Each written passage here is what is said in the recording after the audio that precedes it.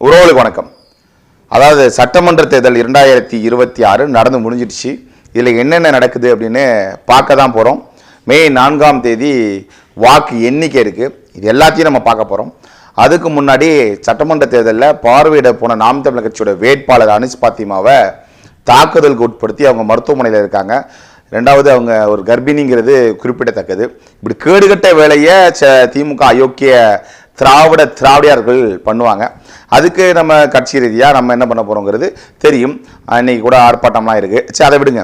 இது நம்ம சரி செஞ்சிடலாம், சரிப்படுத்தப்படும், அவங்கள கைது பண்ண வைக்க முடியும், அது நமக்கு முடியும். அதாவது இப்போ நம்ம குறிப்பாக என்ன பேச போகிறோன்னா, விதவிதமாய் வித்தியாசமாய் தற்கூறிகள் தாராளமாய் அப்படிங்கிறது போல தரமான தவிட்டு தற்கூரியெல்லாம் தூக்கிட்டு வந்து வச்சுருக்கோம். அந்த காணொலியெல்லாம் பார்த்தீங்கன்னா அரண்டு மிரண்டு உருண்டு போயிருவீங்க. தற்கூரி உலகமே தனி அப்படிங்கிறத நீங்கள் பார்க்கலாம். ஏன் தெரியுமா? 4ஆம் தேதி தான் எலெக்ஷன், அந்த போலிங் போட்டு எண்ணக்கூடிய நாள், தேர்தல் எண்ணிக்கை 4ஆம் தேதி. இவனுங்க இப்போயே ஆட்சி அமைச்சிட்டாங்க. அந்த ஆட்சியில் யார் என்னென்ன அமைச்சராக இருக்குங்கிற அந்த பதிவை வெளியே விட்டாங்க. பார்க்குறீங்களா? பாருங்க.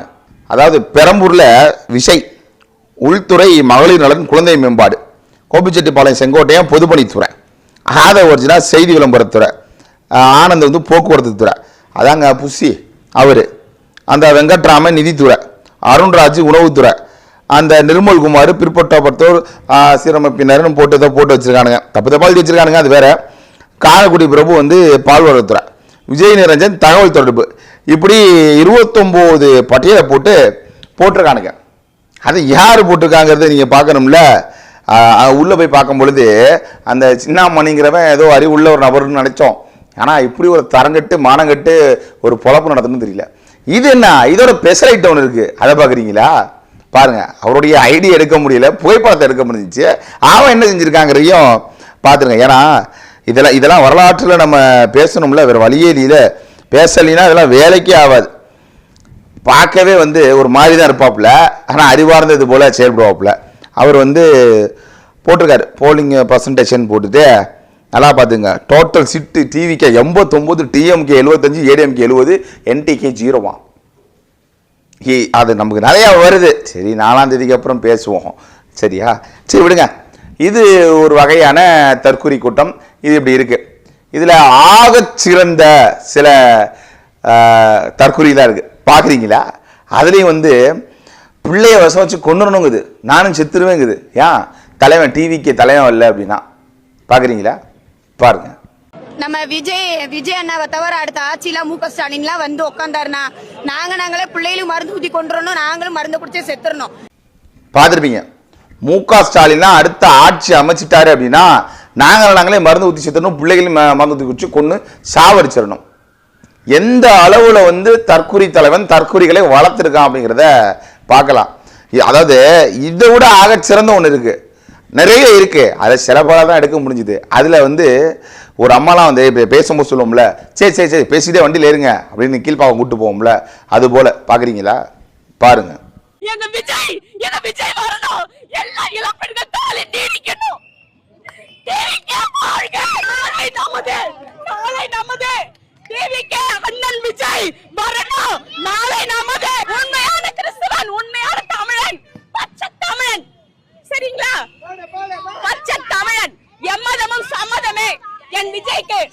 பார்த்துருப்பீங்க திஸ் மூமெண்ட் எப்படி அப்படின்னா, போதும் வண்டியில் ஏறுங்க அப்படிங்கிறது போல பின்னாடி ஒரு குரல் கொடுக்குறாரு, போதும்னு. எங்கள் விஜய் வரணும், உண்மையான பெண்கள்லாம் இளம் பெண்கள்லாம் தாளிக்கணும். எதை தாளிக்கணும் தெரியல, கடைகளுக்கு போட்டு தாளிச்சு விடுவாங்கலாம் தெரியல. எனக்கு நானும் 2 முறை 3 முறை கேட்டு பார்த்துட்டேன். என்னதான் சொல்லுது, காதுக்கு பக்கத்துலையும் வைக்க முடியல, கர்றேங்குது. அந்த அம்மா பேசுறதையும் கேட்க முடியல. இளம் பெண்கள்லாம் தாளிக்கணும், டிவிக்கே வரணும், தளபதி விஜய் வாழ்க, உண்மையான கிறிஸ்துவன். என்னது அப்படிங்கிறது போல இருந்துச்சு. ஐயோ, கிறிஸ்தவன் சொல்லிட்டோமே, அப்ப இந்துக்கள் வாக்கு இருக்காதே, இஸ்லாமிய வாக்கு இருக்காதே அப்படிங்கிறதுனால எம்மதமும் சம்மதம், என் தலைவன் விஜய் வரணும். எப்படிப்பட்ட ஒரு மனநோயாளிய இந்த மானங்கட்ட நாய், ஈத்தர பரதேசி நாய் உருவாக்கி இருக்குங்கிறத நீங்க தான் தெளிவா தெரிஞ்சுக்கணும். இப்படி ஒரு கேவலமான ஒரு சமூகத்தை பார்த்துட்டீங்கன்னா, பிள்ளைக்கு மறந்து வச்சு கொண்டுருவேன், விஜய் வள்ளினா ஸ்டாலின் ஆட்சியில் வாழ முடியாது அப்படின்னு நமக்கு விமர்சனம் இருக்கு. விமர்சனம் இருக்கு. இப்போ மீண்டும் ஸ்டாலினே வரான்னு வைங்க, நம்ம அதனால மருந்து செத்து போயிட முடியுமா? அதாவது ஒரு போராடக்கூடிய ஒரு சூழல் கூட சொல்லிக் கொடுக்காத இந்த விஜய் என்ன மயிரை கலட்ட போறாருங்கிற கேள்வி இருக்குல்ல. தற்கூரியோட தலைவன் எதுக்கு சொல்றோம்? எதுக்கு இவர்களை தற்கூரி தற்கூரி தற்கூரிங்கிறோம்? படிக்காதவன் கூட தன்னோட அந்த கையெழுத்தை வந்து தற்குறியா போகணுங்கிறனால தன்னிடம் இருக்க ஒரு பொருளை வச்சு குறியை போட்டனால தற்குறின்னு பேரு. இவன் படிச்சவன் எல்லாம் அப்படிதான் இருக்கான், அப்படின்னாலதான் இவங்கள தற்குறி தற்குறிங்கிறோம். எவ்வளவு ஒரு கேவலமான செயல். இது மட்டும் இல்ல, இன்னொன்னு இருக்கு, அதை பாக்குறீங்களா? மிரண்டு போயிருவீங்க, பாருங்க. ஹாய் மக்களே, முடிஞ்ச வரைக்கும் இந்த வீடியோவை ஷேர் பண்ணுங்க. அன்டில் விஜய் என்ன பாக்குற வரைக்கும்.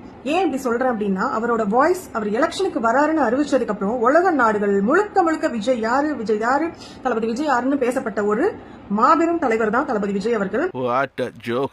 சோ இப்ப ஈரான் இஸ்ரேல் அமெரிக்காவுக்கு நடக்கிற போருக்காக அவர் குரல் கொடுக்கணும். உனக்கு மண்டையில பிரச்சனை, ஐயோ அப்படி சொல்லாத. அதனால இந்த போர் தேவையா தேவையில்லையான்றத ஒரு சின்ன குரல் கொடுத்தா போதும் நம்ம சைட்ல இருந்து. அதை வந்து தளபதி விஜய் அவர்கள் செய்யணும்னு என்னோட வேண்டுகோள். எலெக்ஷன் அப்படிங்கிறது எவ்வளவு முக்கியமோ அதை விட அங்க உயிர்கள் போறது ரொம்ப பரிதாபமான விஷயம்.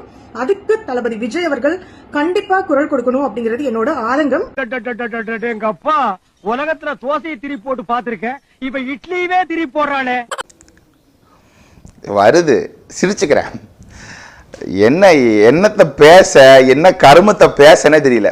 என்ன அப்படின்னா, அதாவது தேர்தல் அரசியலுக்கு விஜய் வராருன்னு உலக அளவுல யார் விஜய் தேடி பேசப்பட்ட ஒரு மாபெரும் தலைவர் விசையா, நியூட்டனின் 3ஆம் விசை போல மாபெரும் விசை, அப்படி போல ஒரு விசை இவரை தேடினாங்களாம். இவர் என்ன பண்ணணும் அப்படின்னா, கண்டிப்பா இந்த ஈரான் போர் நடக்குதுல, இந்த இதுக்கு வந்து அவர் குரல் கொடுக்கணும். எலெக்ஷன் எவ்வளவு முக்கியமோ அதே போல வந்து உயிர்கள் போறது முக்கியம், குரல் கொடுக்கணும் அப்படின்னு. எனக்கு பத்திக்கிட்டு வருது. இன்னொரு சைடு ஐயோ பைத்தியமா இருக்காங்களே இவனுங்க அப்படின்னு. என்ன அப்படின்னா, கரூர்ல அவனால செத்தவனுக்கே அவன் குரல் கொடுக்கல, ஒன்னும் பண்ண முடியல, ஓடி போய் 4 நாள் 5 நாள் ஒளிஞ்சுக்கிட்டான்.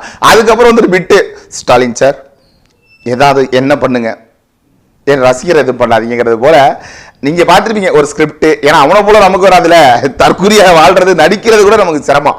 அப்ப இப்படிப்பட்ட ஒரு நபர் தன்னோட ஆட்களுக்காக தன்னோட மாநிலத்தை சேர்ந்த எப்படி தன்னால் ஏற்பட்ட இழப்பே என்னால நடந்துச்சுன்னு சொல்ல துணிவற்ற துணிச்சல் அல்லாத தற்கூரி விஜய் இவர் வந்து ஈரான்ல போய் ஈரான் மக்களுக்காக போருக்காக குரல் கொடுக்கணுமா. குரல் கொடுத்தா உலக அளவில் வந்து அப்படியே அமைதியாயிருவாங்களாம், அப்படியே போர் நின்றுமா. எதையாவது பேச்சு தெரியாதீங்க இல்லையா? அப்ப பாருங்க, படித்து பார்த்தா தெரியுது ஒரு முகம் லட்சணமா இருக்கு. சரி, நல்ல, அதாவது இந்த பொண்ணுக்கு திருமணம் ஆச்சா என்னன்னு தெரியல. இப்ப மாப்பிள்ளை வீட பார்க்க வராங்கன்னு வச்சுங்களேன். மாப்பிள்ளை வீடு பார்க்க போறதுக்கு முன்னாடி இந்த காணொலியை பார்த்துட்டானா போயிடுவான். இல்ல கல்யாணம் ஆகியிருந்தது அப்படின்னா, ஏதோ ஆபீஸ் அப்படின்னா வீட்டுக்கார மாடான்னு கேட்டாலே, ஐயோ இப்படி ஒரு தற்கொலையோட நான் வாழ்ந்துட்டு இருக்கேன் பாருங்கடா அப்படிங்கிற மாதிரி ஆயிரும். நான் வந்து பெண்களை விமர்சனம் பண்ணணும்னு பண்ணல, ஆக சிறந்த ஒரு கூட்டத்தை அடி முட்டாளா மாற்றி வைக்கக்கூடிய நபர் யார் அப்படின்னா, இந்த நியூட்டனின் 3ஆம் விசை. அப்படிதான் சொல்லி ஆகணும். ஏன்னா இவருக்கு எல்லா இடமும் தெரியும், ஒரு பெரிய இது நான் அம்பானியாவேங்கிறது போல நான் சிஎம்மாவேன் கையெடுத்து கும்பிட்டவர். கரூர்ல இருக்கிறது என் மேல தூக்கி போட்டீங்க, டே ஒன்னால நடந்தா சொல்ல முடியும். அறிவு இருக்கா இல்லையா? ஏன் நீ சொல்ல, என்னால நடந்துருச்சு, இனி அந்த தவறு நடக்காம நம்ம பார்த்துக்கோணும் ஒரு வார்த்தை உளமாற சொல்லிப்பாரு. இல்லாம அப்படி பூசி முழுவ. இது தெரியாம என் தெருவிலே தரங்கட்ட தற்கூரி தவிட்டு தற்கூரிங்க இருக்கு குடும்பமா. அதெல்லாம் என்ன பண்ணுது அப்படின்னா, அந்த அந்த இது வரைக்கும் ஓட்டு அவன் போட்டிருக்கானா போல எல்லாம் ஒன்னா நின்று 4 வரல வச்சுக்கிட்டு உங்கள் விஜய் வேறு வா செத்துரு, வேற என்ன சொல்ல முடியும், செத்துரு. எதனால ஒருவருடைய இறப்பை பத்தி பேசுறோம் அப்படின்னா, அதாவது இவன் ஏதோ அவனுக்கு ஒரு பிற்காலி பேருக்கு வாக்கு செலுத்திட்டு போயிடுவான். அந்த திமுக அதிமுக அப்புறம் இந்த நடுவில் டீ வித்துட்டு இருக்கவன் அவனுக்கு செலுத்தி விட்டு இவனு பாட்டில் போயிடுவானுங்க. நம்ம வந்து கரண்ட் பில் ஏறிடுச்சு, நிலவரி ஏறிடுச்சு, வீட்டு வரி ஏறிடுச்சு, பஸ் கட்டணம் ஏறிடுச்சு, சிலிண்டர் வேற ஏறிடுச்சு, பக்கத்து மாநிலம் புரியுச்சு அப்படின்னு நம்ம போராடணும். சரி, வரியை தான் ஏத்தின, உழைப்பை தான் உறிஞ்ச, அதுக்கப்புறம் பெண்களை கற்பை பாதுகாக்க முடியுமா? இல்லை நல்ல கல்வியை கொடுக்க முடியுமா? நல்ல குடிநீரை குடிக்க முடியுமா சொல்லு? இல்லை நல்ல குடிகளாக வாழதான் முடியுமா சொல்லு? சக பக்கத்து வீட்டுக்காரன்ட்ட எய்த்த வீட்டுக்காரன்ட்ட பேச முடியுமா? ஏன் 24 மணி நேரமும் கஞ்சா போதையில இருக்கக்கூடிய சூழலை உருவாக்கி வச்சிருக்கானுங்க. யாரு? இந்த அயோக்கியர்கள். அவன் உருவாக்கி வச்சான். யாரு? திமுக உருவாக்கி வச்சுட்டானே வை. இவருங்க யோக்கியம் நினைக்கிறீங்களா? அவனாவது கஞ்சாவை குடிச்சிட்டு மது போதையில பேசி தொலையுது. இது எதுவுமே இல்லாம மரத்தித்தனமா பேசி தெரியுதுங்கிறது தான் நம்மளோட வலியும் வேதனையுமே. எங்க போய் நிற்கிறதுன்னு தெரியல. இறுதியா வந்து ஒரு ஃபைனல் டச் பண்ணுவோம் அப்படிங்கிறதுனால இன்னொரு காணொலி எடுத்து வச்சிருக்கேன். அதை பாருங்க. தான் வருவாரு, தான் வருவாரு பாருங்க.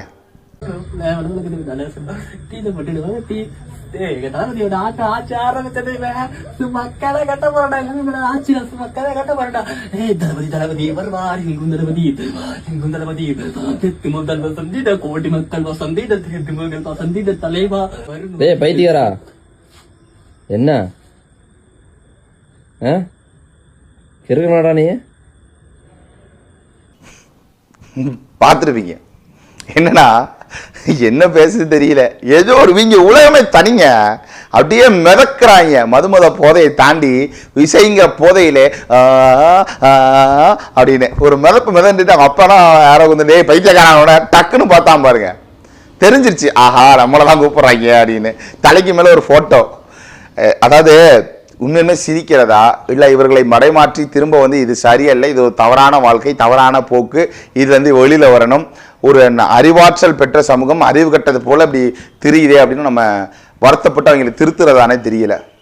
ஆனால் சில விடயங்கள்லாம் பார்த்தோம். இப்போ நம்மளுடைய புராணம் இருக்குல்ல, அப்புறம் ஒரு வாட்ஸ்அப்பில் நம்மளோட கான்டாக்ட் லிஸ்ட்டில் யார் இருக்காங்களோ அவங்களோட மனப்பதிவு பார்ப்போம், ஸ்டேட்டஸை பார்ப்போம். அப்படி பார்க்கும் பொழுது தெரியும் சில ஆக சிறந்த தவுட்டு தற்குறியெல்லாம் பார்க்கும். அது நிறைய இருக்கு. அதை உடன் பிறந்தாரும் இருக்காங்க, நிறைய பேர் இருக்காங்க, நமக்கு வேண்டப்பட்ட நிறைய நபர்கள் இருக்காங்க. அதெல்லாம் நம்ம பார்க்கும் பொழுது இத்தனை நாளா இவங்க கூட நம்ம வாழ்ந்தோமா, இவன் ஒரு அறிவாளியில் நினைச்சேன், இவன் உண்மையிலே அந்த குடும்பத்தை பார்க்கக்கூடிய ஒரு நல்ல பயனில் நினைச்சேன், இப்படி பரதேசி மாதிரி தெரியுத அப்படிங்கிறது போல இருக்கு. ஏன் அப்படின்னா தெரியல.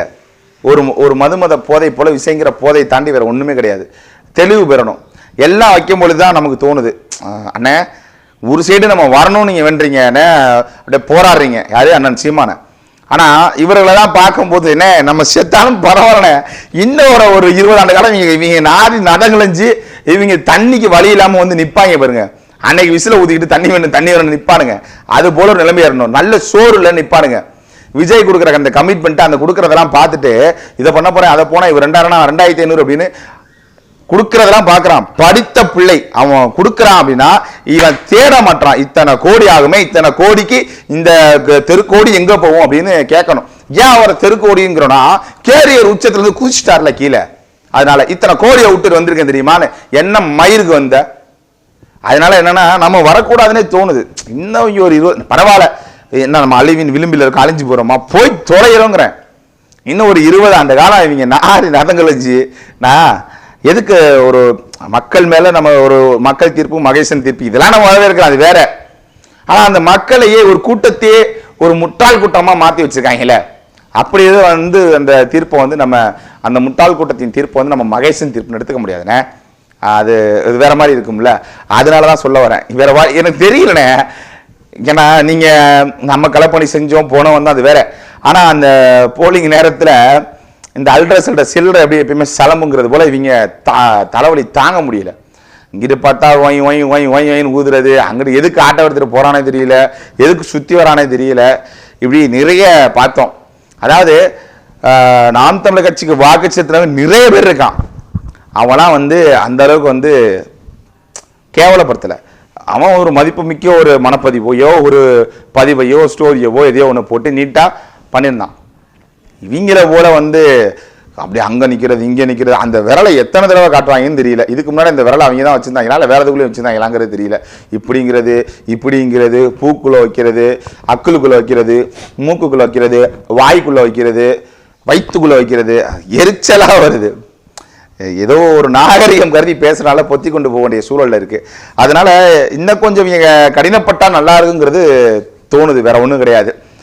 இருந்தாலும் என்ன பண்றது, அவர்களுடைய தீர்வும் சரி நம்மளுடைய தீர்வும் சரி ஒரு மனதாக தேர்ந்தெடுக்கப்பட்டு, அதாவது அந்த வாக்கு மக்களாட்சி அடிப்படையில் தேர்ந்தெடுக்கப்படும் பொழுது நல்லதே கெட்டதை நம்மளும் அனுபவிக்கக்கூடிய சூழல் இருக்குல்ல.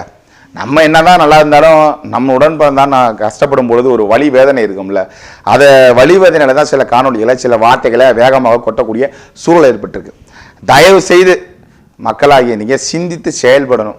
ஐயோ நான் வாக்கு தெரியாமல் தாவேக்கா தற்கொலைக்கு போட்டு என்னப்பா பண்ணுறது அப்படின்னா ஒன்றும் பண்ண முடியாது.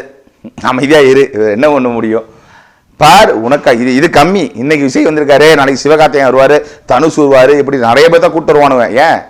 ஏன்னா இந்த மண்ணில் பிறந்த ஒரு தமிழ் மகன் இந்த மண்ணை ஆளணும்னு நினைக்கும் பொழுது இவங்களுக்கெல்லாம் அடியில் இதே வச்சது போல இருக்கும். அப்படி அல்ட்ரஸ் டேல வந்துடுச்சு தான் அங்கிட்டு கமல், இங்கிட்டு விஜய். இதெல்லாம் மக்களாகி இங்கே தெளிவாக உணர்ந்துக்கணும், வேறு வழியே இல்லை. இன்னொரு காணொலியில் இன்னும் ஆகச்சிறந்த தவிட்டு தற்கொலைகளெல்லாம் பார்ப்போம். நன்றி.